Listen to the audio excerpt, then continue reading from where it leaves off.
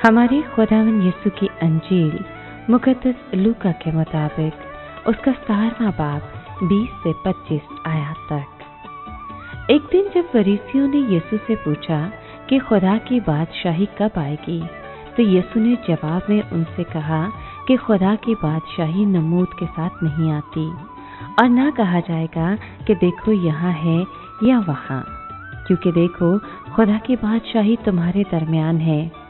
उसने अपने शागिर्दों से कहा कि वो दिन आएंगे कि जब तुम आरज़ू करोगे कि अपने इंसान के दिलों में से एक को देखो और ना देखोगे, और तुम में से कहा जाएगा कि देखो वहाँ है, देखो यहाँ है, तुम मत जाओ और पीछे मत फिरो, क्योंकि जैसे बिजली चमक कर आसमान के उफक से लेकर उफक तक दिखाई देती है, वैसा ही इब्ने इंसान अपने दिल में होगा। लेकिन पहले ज़रूर है कि वो दुख उठाए और इस पुष्ट से रद्द किया जाए।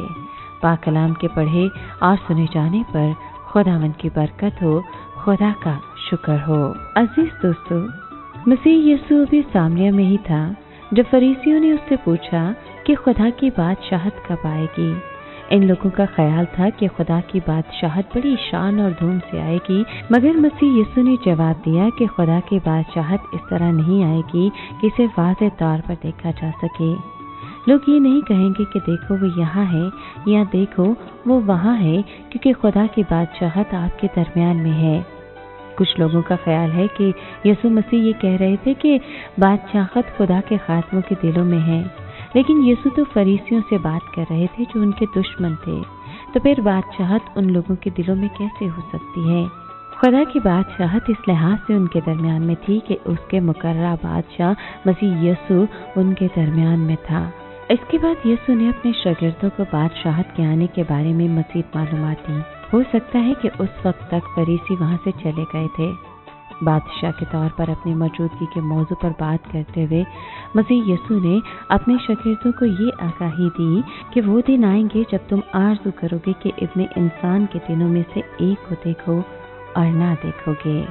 यूँ यीशु ने जाहिर किया कि इंसान के बेटे की हुक्मरानी फौरन शुरू नहीं होगी, बल्कि ऐसा मुस्तकबिल में होगा। हो सकता है कि कुछ शागिर्द वो वक्त देखना चाहते थे, लेकिन खुदा के बेटे को मुकर्रर वक्त पर ही आना था।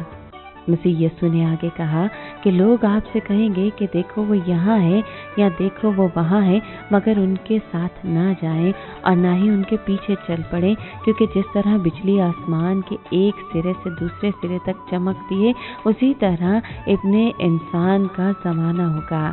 यीशु के शागिर्द किसी झूठे मसीह के पीछे चल पड़ने से कैसे बच सकते थे?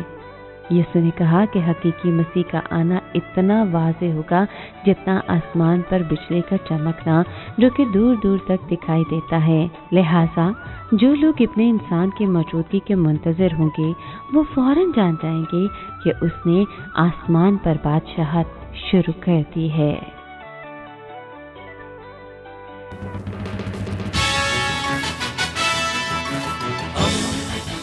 दोस्ती का पैगंबर रेडियो वेरितास एशिया।